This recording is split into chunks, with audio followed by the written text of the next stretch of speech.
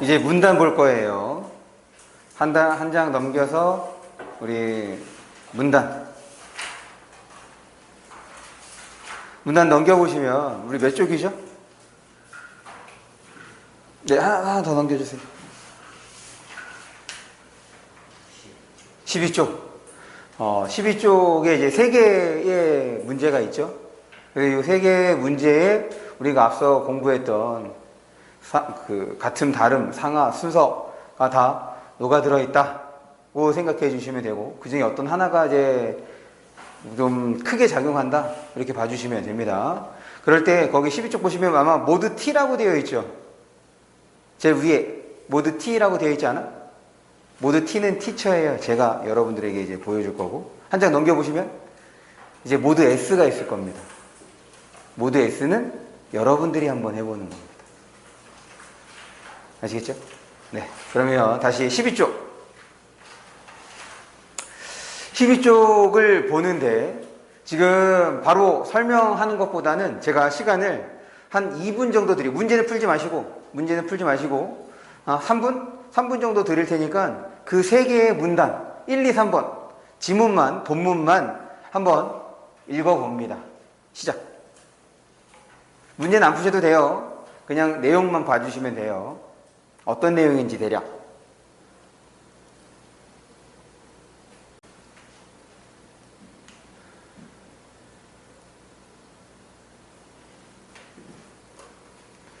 봅시다.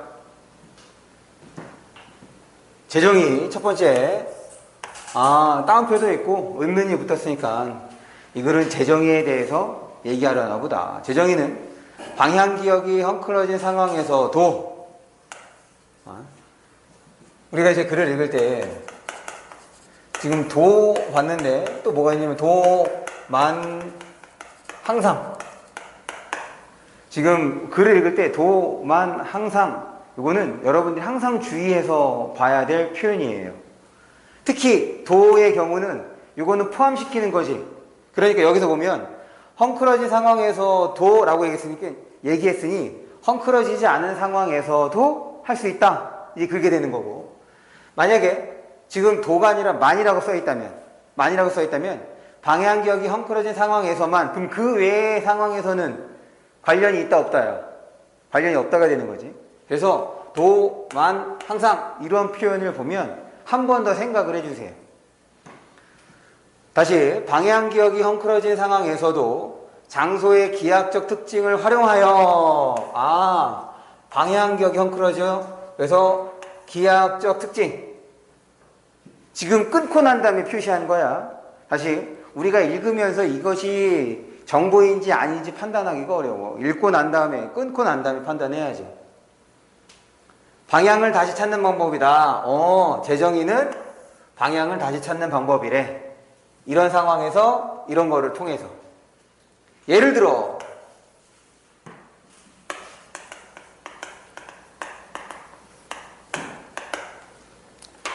우리가 이제 지문을 보면 이 예를 들어를 엄청나게 자주 볼 거예요. 즉, 구체적 사례.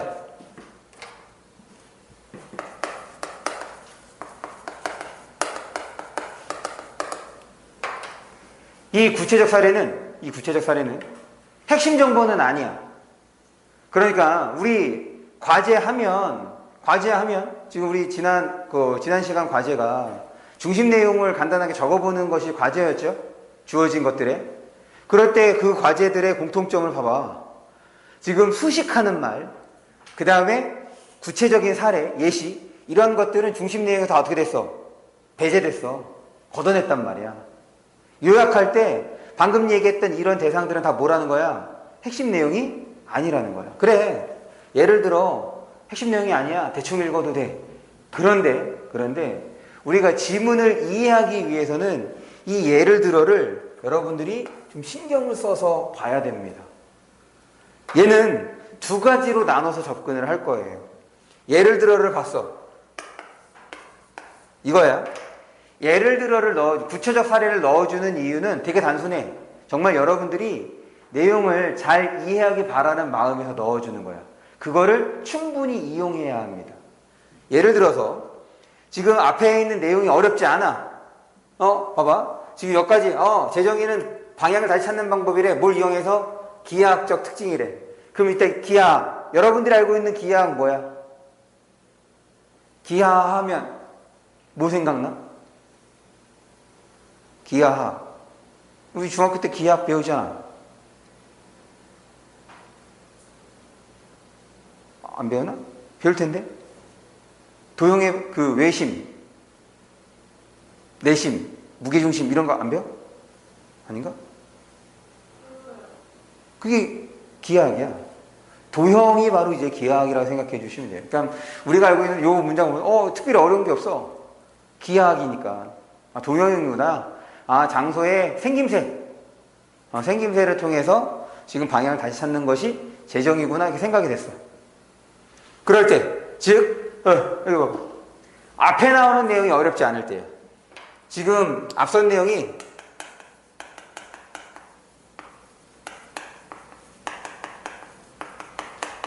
어렵지 않을 때. 그럼 반대로 앞에 나온 내용이 어려울 때가 있겠지. 그럴 때 그러면 우리가 지금 정보 간의 연결이 같음 다름 그 다음에 상하 순서라고 이렇게 짝을 맺을 수 있다고 공부를 해오고 있는데 그럼 질문입니다. 지원아, 예를 들어의 경우는 지금 이제 여기서 우리가 읽게 될 내용은 앞에 나오는 내용하고 방금 얘기했던 같음 다름 상하 순서 중에서 어떤 걸로 연결될 수 있을까? 지금 같음 다름 상하 순서 중에서 이 예를 들어는 어떤 걸로 연결될 수 있을까?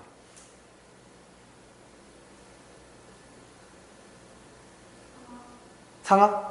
상하가 아까 우리가 상하의 예가 뭐였었지?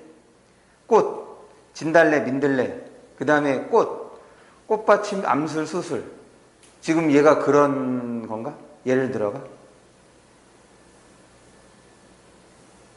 이나. 예를 들어는 다시 지금 같음, 다름, 상하, 그 다음에 순서 이 네 가지 중에서 어떤 걸로 여기에 나오는 내용이 앞에 우리가 밑줄 친 것들과 연결이 될까? 그렇지. 예를 들어는 무조건 같음이야. 지금 이거에 대한 구체적인 사례이기 때문에 예를 들어는 무조건 같음으로 연결이 됩니다.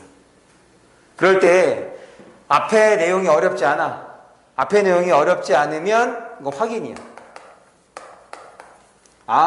얘구나 이렇게 확인하면서 그냥 빠르게 훑어주면 돼요. 그런데 앞선 내용이 어려울 때는 얘를 꼼꼼히 읽어야 돼. 꼼꼼히 읽어서 앞에 나오는 내용을 이해하고 넘어가야 됩니다. 이해될 때까지 읽고 또 읽어야 돼. 이거 안 되면 문제 못 풀어. 왜 그러냐면 지금 이렇게 상황이 주어지지. 그럼 문제 10중 8구 열의 8은 뭐가 나오느냐? 이 상황하고 유사한 상황을 문제에다가 줘. 그러면은 그 상황을 여러분 나름대로 정리해 보래. 그런데 지금 이 과정에서 이 구체적 사례를 이해하고 넘어갔다면, 처리하고 넘어갔다면 그 문제는 보너스 문제가 되거든. 그런데 대부분 어떻게 해? 구체적인 거니까 이거 별로 중요한 거 아니지. 그냥 훑는단 말이야, 그냥. 그러다가 함정에 빠지는 겁니다. 다시, 이거 상당히 중요해요. 왜냐, 예를 들어를 엄청 많이 써. 과학기술 지문에서는 예를 들어 되게 많이 쓴단 말이야. 그런데 거기에 대한 처리가 제대로 이루어지지 않으면 지문을 이해하지 못한다니까. 앞선 내용이 어렵지 않아. 지금처럼. 어렵지 않으면 그냥 짝 맺어주면서 확인하면서 넘어가면 되고, 앞에 나오는 내용이 무슨 말인지 못 알아듣겠어. 그러면 구체적 사례를 꼼꼼히 읽어서 앞에 나오는 내용을 이해하고 넘어가야 돼. 읽었는데도 무슨 말인지 몰라? 한 번 더 읽으세요. 또 읽으세요.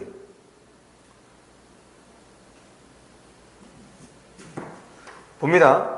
지금 얘는 첫 번째에 해당돼. 직사각형 방에 갇힌 배고픈 흰쥐에게 특정 장소에만 먹이를 두고 찾게 하면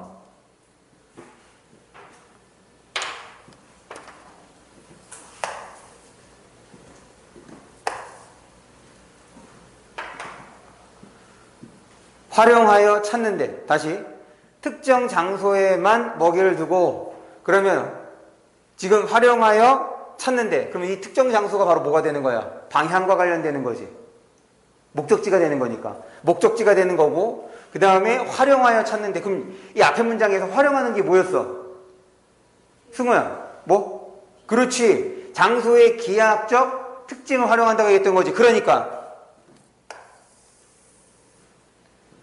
즉 이렇게 되는 거죠.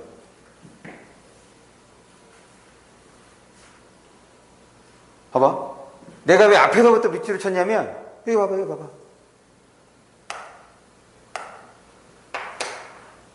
공간적 정보라고 하면 이게 공간이잖아. 지금 이 안에 들어있는 게. 사각형 방이구나. 공간이야. 둥그렇구나. 공간이야. 그런데 그것보다도 어떻대? 지금 긴벽, 지금 우리 이 강의실을 보면 긴벽이 어느 쪽에 있어? 나를 기준으로 보면 왼쪽하고 오른쪽에 있는 거지. 지금 긴벽이 왼쪽에 있는지 오른쪽에 있는지가 바로 뭐라는 거야? 공간적 정보라는 거고 그것이 또한 뭐라는 거야? 기하학적 특징이라는 얘기인 거지. 여기서 말하는 기하학적 특징은 긴벽이 왼쪽에 있는지 오른쪽에 있는지 그런 걸 말하는 거구나. 이렇게 연결해 주는 거야. 왜 앞에 나오는 얘기 어렵지 않으니까. 그 다음에 이런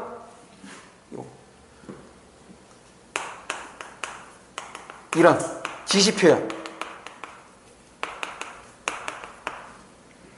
지시표현이 나오면 지금 여기에 이런 지시표현 하죠. 지시표현이 나오면 무조건 가리키는 대상을 확인합니다.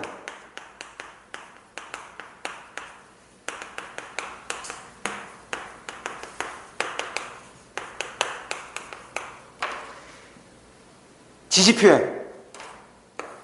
이그저. 지시표현하면 이그저예요. 이그저. 이렇게 지시표현이 나오면 이 지시하는 대상이 무엇인지, 가리키는 대상이 무엇인지 확인하고 넘어가는 거예요. 그럼 봐봐. 우리가 연결하고 확인하고 결국에는 읽은 내용을 자꾸 뭐하고 있는 거야? 한 번씩 짚고 확인하는 과정인 거지.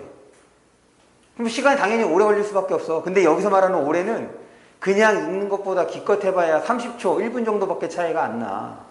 그런데 이제 이 과정을 거치면 우리 머릿속에 핵심 정보가 차곡차곡 쌓일 수밖에 없습니다.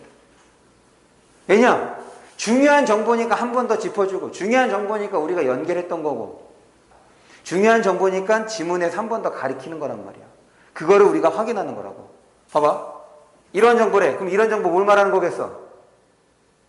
이런 정보 뭐야? 이게 공간적 정보잖아. 이런 정보 봤어? 그럼 뭐 보자고? 공간적 정보야. 공간적 정보 또 뭐랑 연결됐어? 기하학적 특징. 이렇게. 이그저라는 지시표현을 통해서 얘가 가리키는 대상을 순차적으로 확인하면 한 번씩 더 보게 되는 거 아니야. 중첩될수록, 겹칠수록 핵심 정보입니다. 중요하지 않은 거 왜 또 얘기하고 또 얘기하겠어? 계속해서 이런 정보는 힌지의 방향 감각을 혼란시킨 상황에서도 보존되는데 이거 앞에 똑같네. 그래서 이제 힌지에 대한 설명이에요. 이제 질문. 의천아, 지금 이 글은 힌지에 대해서 설명하는 것이 목적이야? 재정의에 대해서 설명하는 것이 목적이야? 재정의지.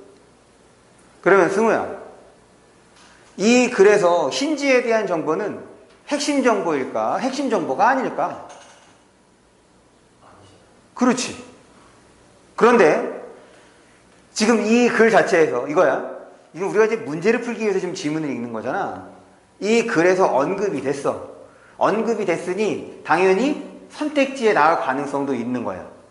다시 핵심 내용 아니야. 왜? 이 글은 재정에 대한 거지. 그런데 힌지에 대한 설명이 뭐가 필요해?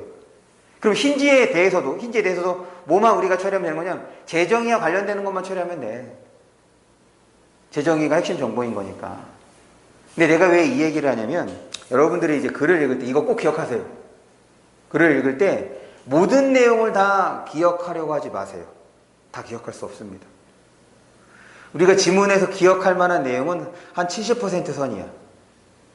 그럼 생각해봐. 그 70%를 뭐로 채우면 되겠어? 뭐로 채우면 되겠어? 핵심 정보로 채우면 되는 거야. 그럼 핵심 정보가 아니다. 핵심 정보가 아니다. 그럼 뭐를 의미하느냐? 그건 세부 정보야. 그냥 자세한 정보라고. 그런 것까지 어떻게 기억해? 국어는 암기력을 테스트하는 게 아니에요. 여러분들의 순간 기억력을 테스트하는 게 아닙니다. 그러니 지문을 읽을 때 다 기억해야 한다라는 부담감에서 좀 벗어나야 돼. 그래야지 여러분들의 독해가 수월해집니다.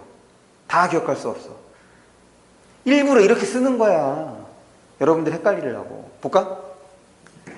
힌지는 재정의 과정에서 장소기억 관련 정보를 무시한대.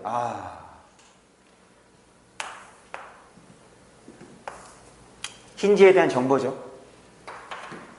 그러니까 지금 방향을 찾는 방법 재정의인 건데 이 재정의 말고도 또 뭐가 있다는 거야?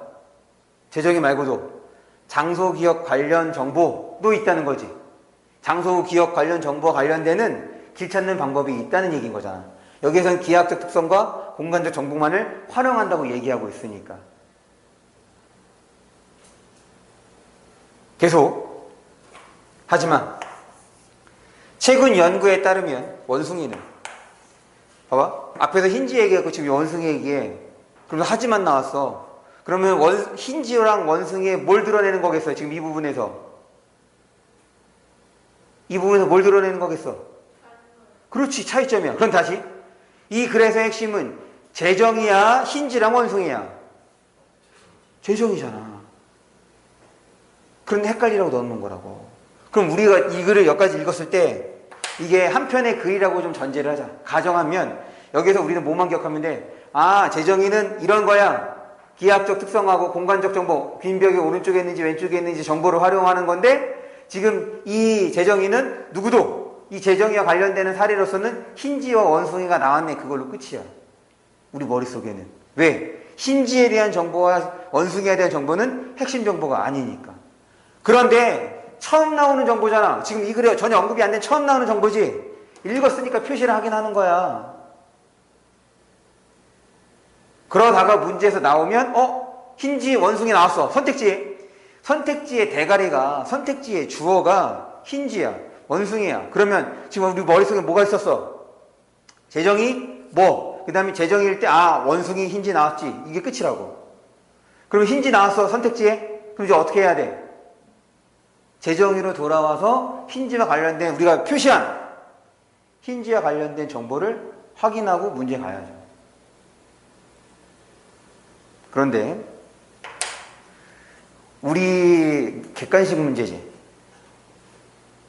우리 모의고사 객관식 문제잖아. 물론 내신에서는 서술형 문제도 있긴 하지만 기본적인 평가 방식은 객관식이야. 선다형. 보통 선택지가 몇 개 나오죠? 선택지 몇 개 나와? 5개 나오지. 야, 5개 중에서 2개 고르라, 3개 고르라는 문제가 많아, 적어. 거의 없어. 모의고사에서는 2개 고르라는 선택지, 그건 문제 자체가 없습니다. 그럼 무조건 5개 중에 하나만이 정답이라는 거야. 그런데, 이거 봐봐. 그런데 이 5개의 선택지를 모두 핵심 내용으로만 구성하지 않아. 1번은 핵심, 2번은 세부적인 정보, 3번 세부적인 정보, 4번 핵심, 5번 핵심이야. 그런데 지금 이제 문제 푸는 거 관련해서 1번 이게 핵심 정보니까 내 머릿속에 있어. 그럼 판단이 가능하죠? 판단했어. 그런데 2번은 세부 정보래. 그럼 아까 세부 정보는 내 머릿속에 있어 없어? 내 머릿속에 있어 없어? 여기서 힌지와 관련된 정보와 원숭이와 관련된 정보는 내 머릿속에 있는 거야, 없는 거야? 그렇지, 없어야 돼. 그런데 지금 2번 선택지가 힌지나 원숭이에 대한 얘기를 하고 있다고. 그러면 이제 생각을 해봐. 내가 이 선택지가 옳은 것인지 틀린 것인지 확인하기 위해서 지문으로 가게 되면 어떻게 되겠어? 그만큼의 시간이 걸리겠지. 맞지? 세부 정보를 묻는 선택지는, 세부 정보를 이용한 선택지는 이건 건너뛰는 겁니다. 지금 우리 수업의 목표는 글을 한 번에 제대로 읽고 문제도 한 번에 해결하자는 거야. 그런데 우리 머릿속에 있는 건 어떤 정보밖에 없어? 핵심 정보밖에 없어. 그러니 세부 정보로 이루어진 선택지는 건너뛰는 겁니다. 뭐야 이거 내 머릿속에 없네. 지금 아까 3번도 뭐였어? 3번도 세부 정보였죠. 건너뛰는 거야. 읽었어. 내 머릿속에 없어. 건너뜁니다. 맞다 틀리다가 아니야. 그 다음에 4번하고 5번이 이제 핵심 정보인데, 내가 여태까지 비문학 문제를 풀었을 때 한 100문제 중에서, 아니 1000문제 중에서 두세 문제 정도만이 그 정답이 세부 정보에서 나옵니다. 옳은 것을 고르든 틀린 것을 고르든 정말 99% 대부분의 문제는 핵심 정보에서 옳은 선택지가 있든 틀린 선택지가 있든 답이 있단 말이야. 여러분들이 그거를 인식하셔야 돼요. 모든 선택지를 판단할 수 없어. 왜? 우리가 지문을 읽었을 때 모든 내용을 기억할 수 없는 것처럼. 내가 이 문단을 갖고 온 가장 큰 이유는 얘 때문이야. 봐봐. 지금 여기에서 핵심 정보는 여기까지라고.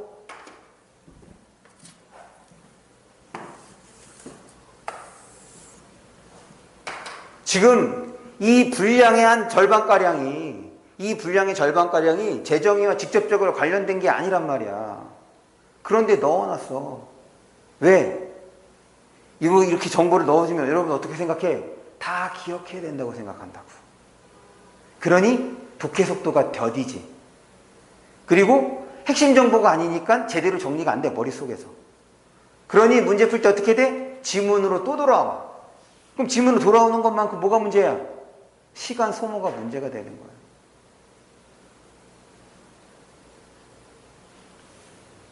마저 봅니다. 원숭이는 재정의 과정에서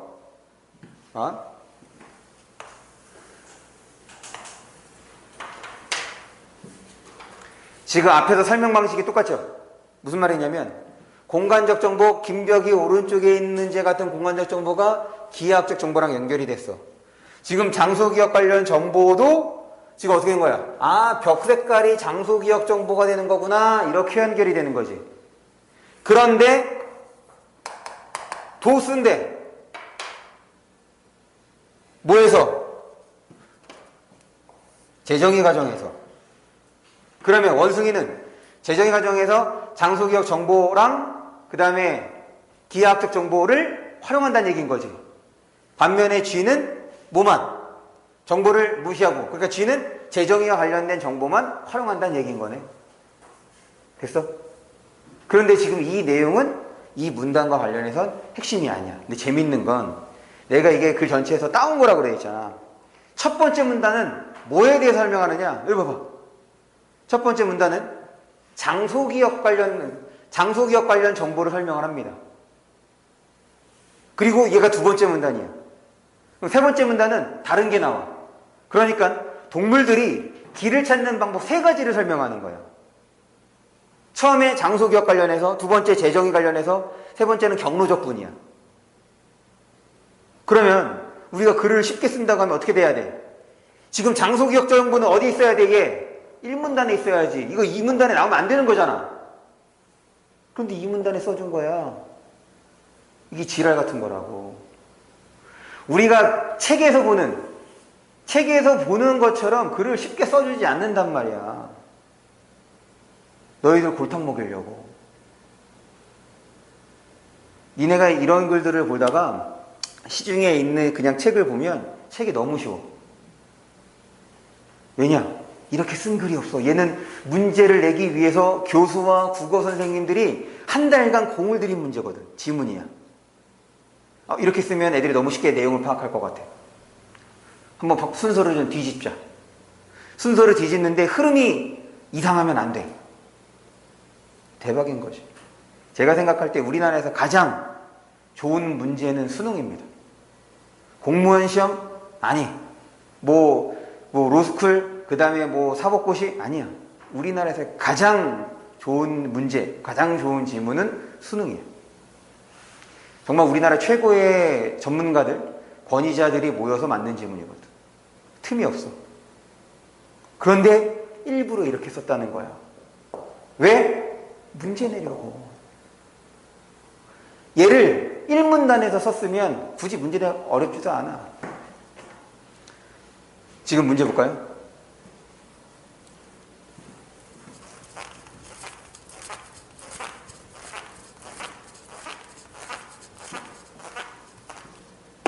이 문제야. 이거 이제 수능에 나온 거 제가 내용을 하나만 더 붙였어요. 내용 하나만 더 붙이고 똑같아. 내가 그 1000문제 중에서 한두 문제 정도만이 지금 핵심 정보가 아닌 거에서 문제가 나온다고 했잖아. 그게 얘야. 원숭이는 재정의 과정에서 지금 주어가 뭐로 설정이 되어 있어? 원숭이로 설정이 되어 있지. 근데 우리 머릿속에는 원숭이는 중심이 아니야. 뭐가 중심이야? 재정의, 장소기억, 경로적분 이런 것이 중심이거든. 근데 먼저 원숭이에 대한 얘기를 해. 원숭이는 재정의 과정에서 김벽이 어느 쪽에 있었는가와 같은 기하학적 정보도 활용한다. 지금 마지막 문장 바꾼 것 뿐이지. 뭐 때문에? 뭘 통해서? 도. 아까 마지막 문장 봐봐. 마지막 문장 원숭이 뭐 이용한다 그랬어? 재정의 과정에서 장소기억 정보도 활용한대. 그 얘기는 재정의 정보도 활용을 하는 거고 장소기억 정보도 활용한다는 거잖아. 그런데 지금 이 문장은 재정의 과정에서 지금 재정의 정보 활용한다는 얘기인 거지. 기하학적 정보라고 얘기했는 거니까. 그런데 도라는 표현을 통해서 뭐가 함축이 되어 있는 거야. 내포가 되어 있어. 원숭이는 장소기억 정보도 쓴다라는 것이 지금 내포인 걸 그 문장을 바꾼 거라고. 내가 바꾼 거 아니야. 평가원에서 이렇게 낸 거야. 근데 얘가 정답인 거야. 나머지 정답이 없어. 다시. 일단 우리는 글을 읽을 때 뭐만? 핵심 정보만 처리를 합니다. 기억하려고 하는 거야. 그게 글의 내용의 70% 정도밖에 안 돼. 충분히 기억할 수 있어. 그런데 문제에서는, 문항에서는 핵심 정보가 아닌 것도 다룰 수 있다는 거야. 당연히 다루지. 그럼 그런 정보는 우리 어떻게 하자고?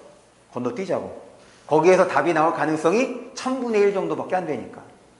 대부분은 어떻다? 핵심 정보에서 나온단 말이야. 근데 방금 아까 얘기했던 것처럼 지금 2번하고 3번 빼고 1, 3, 5번이 핵심 정보인데 여기 답이 없어. 그럼 어떻게 해? 지금 아까 그 두 문제, 두 선택지 가서 돌아가서 확인해야지. 지금 얘 1번부터 5번까지 봤는데 답을 못 찾았어. 답을 못 냈어. 아, 원숭이 어디 나왔지? 아, 재정이 나왔지? 그 부분 확인하는 거야 그냥. 무슨 말인지 알겠습니까? 얘는 5가 되는 거야. 두 번째 문제 봅니다. 우리 두 번째 문제까지만 보고 좀 잠깐 쉴게요. 요것도 아까 이제 그거는 좀 우리가 이제 문제를 풀 때 조금 특성이 있는, 보통 이제 핵심 정보를 많이 주되게 다루고 그 다음에 문제에서도 그렇게 다루는데 그렇지 않은 거라서 좀 갖고 온 거고, 얘는 우리가 이제 글을 읽고 독해라고 하는 것이 내용을 정리하는 거라고 얘기했잖아. 우리의 정리를 방해하는, 머릿속에서 정리를 방해하는 가장 특성이 드러난 그런 문단이에요. 그럴 때 지금 이 지문에서는 어떤 단어가 포인트냐면 대응이라는 단어가 포인트야. 봐봐. 지금 이 지문을 보기 전에 요거를 좀 설명을 해볼게. A는 B, C로 나눠볼 수 있고, 그 다음에 요 A에 대응하는 것이 D고, 요 D는 다시 A, B, C, D, E, F로 나눌 수 있다. 지금 이렇게 설명하는 게 쉽지? 얘 설명하고 그 다음에 얘 설명하고 있는 게 쉬운 거야. 그런데 얘는 어떤 느낌이냐면 A랑 D가 있어. 그런데 A에는 B가 있는데 이 B는 D에 E랑 같아. 그리고 또 A에는 C가 있는데 이 C는 D에 F랑 같아.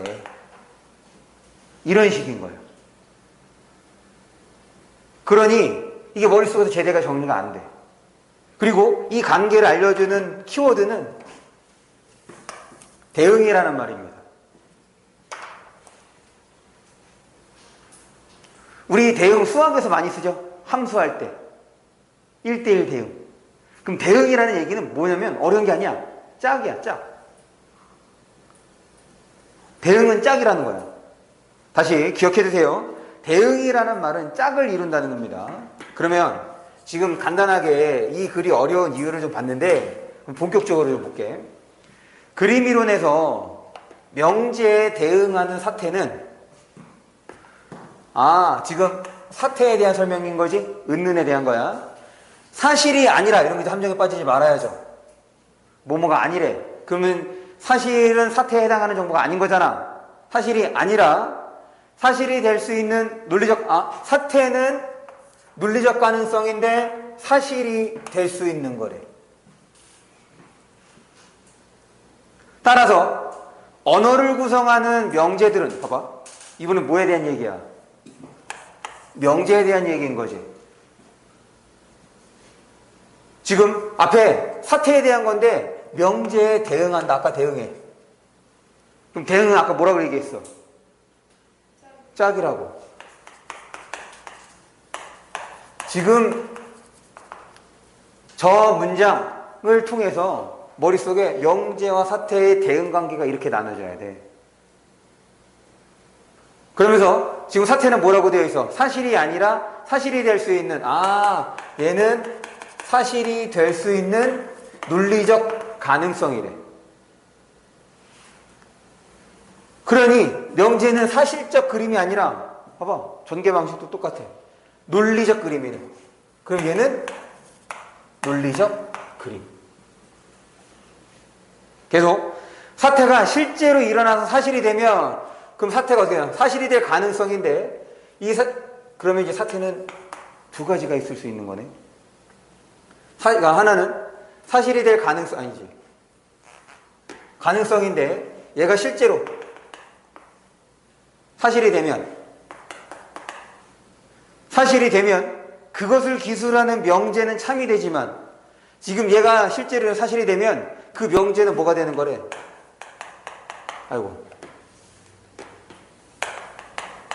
참이 되는 거지. 다시 사태가 실제로 이런 사실이 되면 그것을 기술하는 명제는 참이 되지만 그럼 우리 생각하면서 그랬잖아. 그럼 참하면 또 뭐도 있겠어? 그렇지. 참하면 당연히 거짓도 있어야지. 아직 읽지 않았어. 아직 읽지 않았지만 참이 있기 때문에 뭐도 있다는 거야? 거짓도 있다는 거예요. 그럴 때 지금 사실이, 그 사태가 실제로 일어나서 사실이 된 얘가 이제 짝이 되는 거고. 실제로 일어나지 않는다면, 실제로 일어나지 않는다면 뭐라는 거야? 거짓이 된대. 그럼 얘는 이렇게 짝이 되는 거야. 어떤 명제가 의미 있는 명제가 되기 위해서 봐봐. 지금 얘 뭐부터 시작했어? 설명의 시작이. 사태에 대한 시작을 했는데 계속해서 설명하는 방식이 뭐에 대한 설명인 거야? 이 명제. 지금 사태에 대한 설명하고 명제 얘기하고 사태에 대한 설명하고 명제 얘기하고 지금 그러고 있는 거잖아. 얘를 그냥 명제에 대한 거 쭉 설명하고 사태에 대한 거 쭉 설명하고 얘네들이 서로 대응한다 이러면 끝이야. 얼마나 정리가 편해. 그런데 얘는 각 문장마다 신경을 쓰게끔 만든 거야. 계속 볼까? 의미 있는 명제래. 그러면 의미 있는 명제라고 얘기했으니까 또 어떤 명제도 있겠어?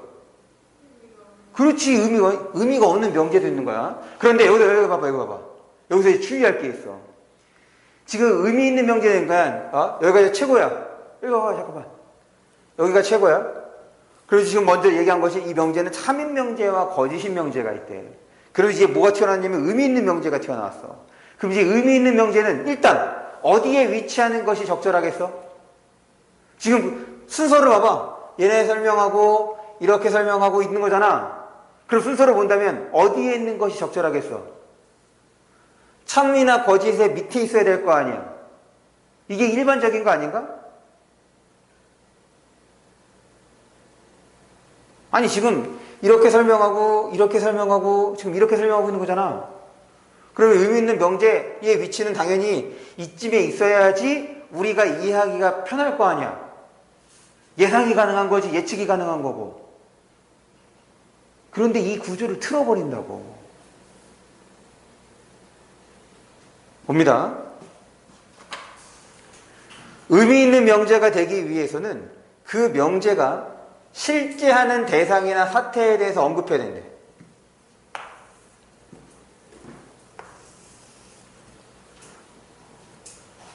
그리고 아까 이그저 나와서 요것만 보고 필기하세요. 그것에 대해서는 그러면 지금 여기서 이그저 나왔으니까 그것이 가리키는 게 뭐야? 그것이 가리키는 거. 앞에 나온 거 뭐니? 실제하는 대상. 다시 여기에서의 그것은 실제하는 대상이나 사태가 되는 거고 그것에 대해서는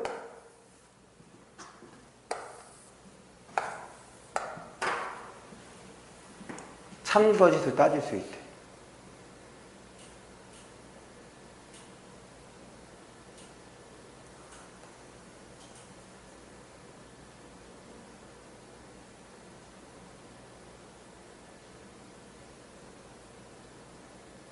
이거 어떻게 되는 걸까?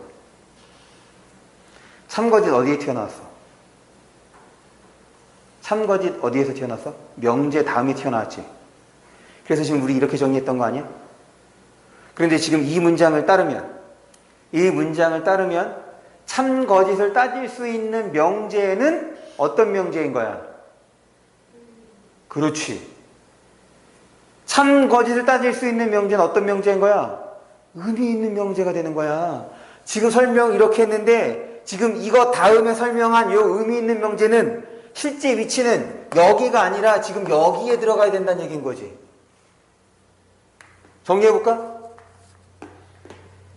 지금 명제는 의미 있는 명제야. 물론 아직 우리 읽지 않았어. 의미 없는 명제가 있을 거야. 그럴 때 이 의미 없는 거는 의미가 있는 명제를 통해서 추론한 내용이 됩니다.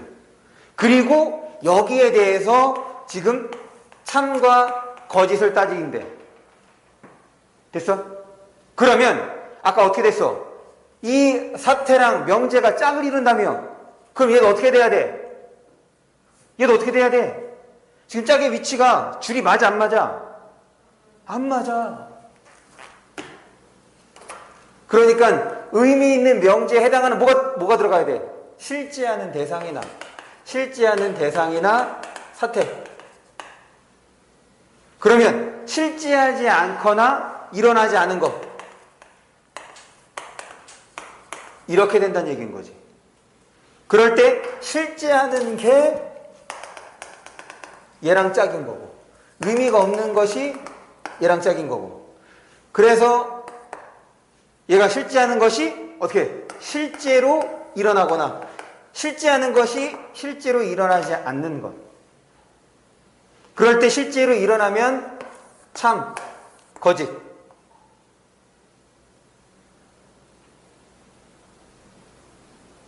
무슨 말인지 알겠어?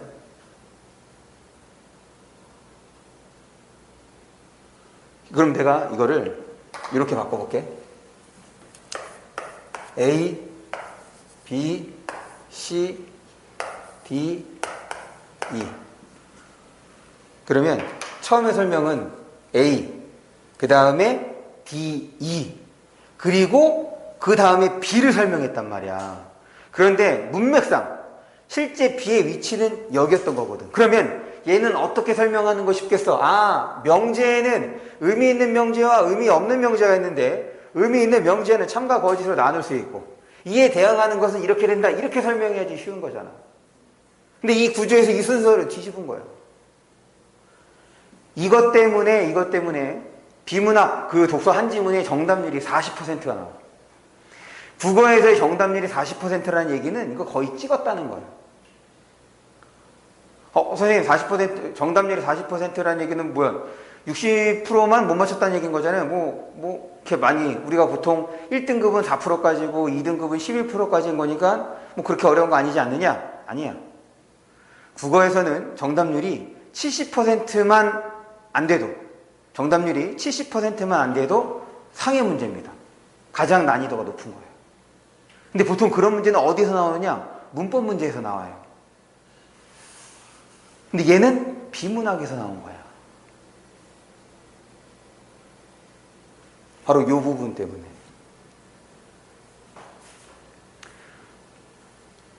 어렵죠? 자꾸 봐야 돼. 다시 한번 얘기하지만 지금 제가 어려운 것만 모은 거예요. 이렇게 해서 글의 흐름과 구조를 파악하는 훈련을 하면 나머지 글들은 그냥 쑥 익혀. 내가 특별하게 노력을 안 했는데. 진짜 저는 여러분들에게 약을 팔지 않아요. 이건 저의 인생의 철칙입니다. 사기꾼은 되지 말자. 나중에 이제 여러분들 선배, 물론 여러분들 중학교는 선배가 아니라 우리 학원 다니면서 2학년, 3학년 되는 친구들이 어떻게 혹시 기회가 된다면 물어봐. 친분이 있는 사람이 있거나 아는 사람이 있습니다. 어렵긴 하지만 그렇게 공부를 하면 비문학이 생각보다 잘 익힌다. 이런 얘기를 할 겁니다.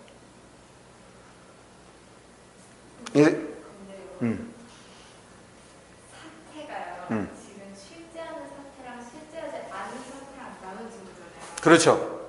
지금 실제하는 사태가 실제로 일어나는지 안 일어나는지 또 나눠진 거죠. 그렇죠. 근데 실제하는 사태가 실제로 안 일어났다는 게 말이 안 되지 않아요? 안 일어날 수도 있는 거지. 예를 들어서 실제 사과야. 사과는 떨어질 수도 있고 안 떨어질 수도 있잖아. 네. 그러면 이제 떨어진다 혹은 안 떨어진다라는 문장으로 표현이 됐어. 그러면 실제로 나무에서 사과가 떨어졌어. 그럼 어떻게 된 거야? 실제로 벌어진 거지. 사과에 매달려 있어. 실제하지만 떨어지지 않은 거잖아. 그게 이제 이거를 말하는 겁니다. 그러니까 사과가 나무에서 떨어진다라는 명제가 참이려면 어떻게 돼야 돼? 그렇지, 떨어져야 돼. 거짓이면 매달려 있는 거지. 오케이? 지원이도 알겠어? 네. 이제 마지막 부분입니다. 다 왔어. 이 끝이야. 이 지문에서 어려운 부분 여기에요. 나머지는 어렵지 않습니다. 만약 어떤 면제가 실제하지 않는 대상이나 사태가 아닌 것, 그러면 어떻게 돼 있어? 실제하는 사태, 여기 이 부분에 해당하는 거지. 이 부분이야.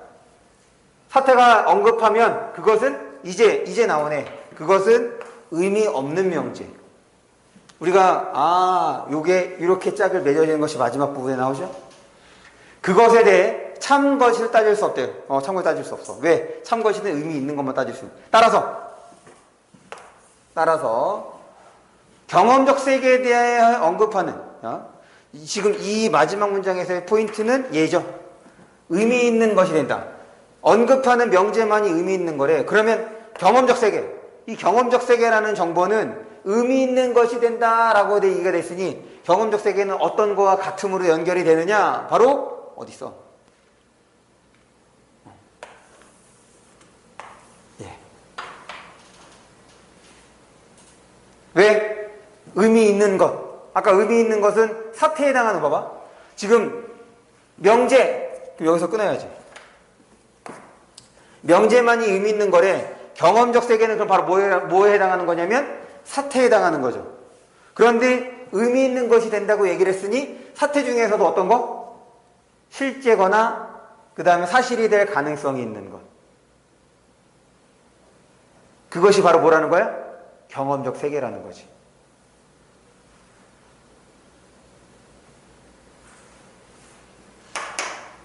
문제 봅니다.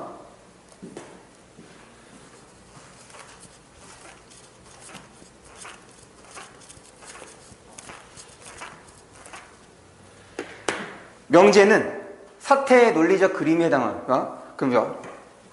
명제는 논리적 그림 맞아 틀려? 맞죠? 그러니까 사태에 대응하는 논리적 그림 맞아.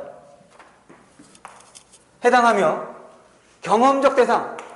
아까 경험이라는 말 어디서 튀어났어? 마지막에 튀어나온 거죠? 경험적 대상을 언급하는 명제는 참이다. 맞아 틀려? 아니지. 아까 경험적 대상에 대해서는 뭐 할 수 있다 그랬어? 경험적 세계. 아까 마지막 부분에 있었잖아. 경험적 세계에는 뭐 할 수 있는 거야? 의미 있는 것이라고 되어 있잖아. 의미 있는 것에 대해서 뭐 할 수 있어? 그 의미 있는 것에서 참과 거짓을 나눌 수 있지. 다시. 지금 경험적 대상은 이제 바로 뭐가 돼? 실제로 일어나거나 그렇게 될 수 있는 사태였던 거예요. 그리고 이 사태에 해당하는 명제만이 어떤 명제였어? 의미가 있는 거고. 의미 있는 명제였던 거고, 의미 있는 명제에 대해서 참 거짓을 따질 수 있는 거지. 그러면 이 부분은 어떻게 주어진 거냐? 지금 얘의 위치가 이렇게, 그 다음에 이렇게 되는 건데, 얘랑 이렇게 짝을 맺은 거죠. 얘랑 짝을 맺으려면 어떻게 짝을 맺어야 되는데? 이렇게 짝을 맺어야 되는데. 그럼 맞는 거예요? 틀린 거예요? 그렇지. 틀린 거예요.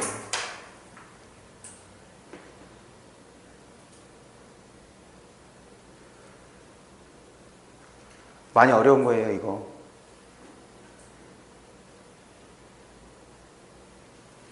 제가 생각할 때 지금 우리 2학년, 1학년, 현재 고1, 고2 친구들이 다 이 지문을 같이 공부했거든. 근데 지금 이거를 또 주고 여기서 한번 풀라고 하면 한 3분의 1 정도밖에 못 맞출걸? 왜냐? 생각해봐. 어려운 글도 자꾸 접하면 상관이 없어. 안 어려져. 그런데 어려운 글이라고 하면 당연히 빈도수가 어떻게 돼? 떨어지지. 출제 빈도수가. 매번 어려운 지문 낼 수가 없어. 처음엔 이렇게 공부했는데 1, 2학년 때 지문들 대부분이 쉬워. 이만큼 머리를 안 써도 돼. 꼼꼼하게 안 읽어도 되고 집중력 있게 안 읽어도 내용 파악이 되고 문제도 풀린단 말이야. 그러다 보니까 오랜만에 이렇게 어려운 지문을 만나게 되면 이거 뭔 말이야? 이렇게 되는 거예요. 지금 우리가 어려운 지문으로 연습하고 있는 거예요. 그러면 쉬운 지문에서도 여러분들이 똑같이 연습할 수 있어야 돼.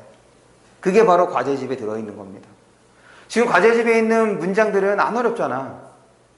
거기에 뭔가 기교를 부린 게 없어. 있다면 뭐뭐와 달리 정도? 순서를 바꾸는 거 정도? 이렇게 아예 구조 자체를 뒤트는 게 없다고. 어려운 걸로 공부를 하면 쉬운 거에도 여러분들이 적용을 해보려는 습관, 그 훈련까지도 좀 해주셨으면 좋겠습니다. 잠깐 쉴게요.